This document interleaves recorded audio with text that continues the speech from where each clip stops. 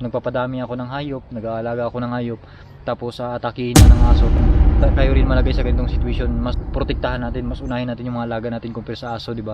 Ito naman yung toy gun natin na Julins, hindi naman to talaga totally makakadali talaga sa kanila, pero pag tinamaan talaga sa ito, ihindayin talaga nila, madadala talaga sila. For ano lang talaga, protection ko lang talaga to, kaya bumili ako nito.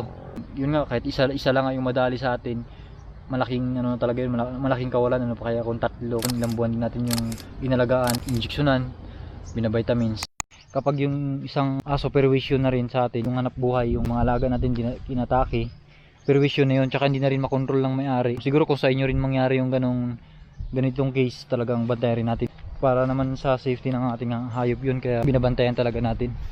3 bisis umatake yun dito. Yung una na naabutan ko pero huli na nakain yung anak, yung inahin na nakasurvive. Yung pangalawa naabutan ko, yung pangatlo inahabulan dito talaga mismo. Yung 3 talaga dali sa akin.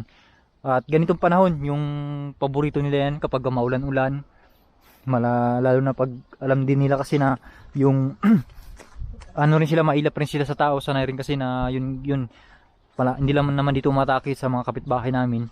Yung may time nga na yung sa may kapitbahay namin, yung anak ng baka kakapanganak niya, atake nila, binabarangay din yung may-ari, hindi na daw nila makontrol, wild na, nasanay nang kumain ng mga ano kasi, mga hayop. Maraming aso yung umatake sa akin, yung magbaba ng 7 to 10 yung umatake, kaya nadalian ako ng 3. Kaya yun, iniikot ko to, sinichik ko to. Kung malaking tulong ko rin kasi to, yung ginawa ko, hindi makalabas yung kambing. Kasi kung wala ito, yung tanner bag na ginawa ko, lusot yung mga kambing sa labas, ay mas ano yun, mas mahirap yun, mas hindi safe sila. Talagang kailangan mo talaga bantayan on time, pero ngayon hindi sila nakakalabas.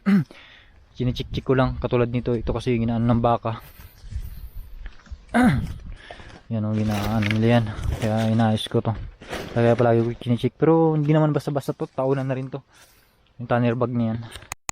Kinichik ko yung mga bakod, minumonitor ko yung mga kambing kasi nadalian ako ng kambing dito ng mga aso.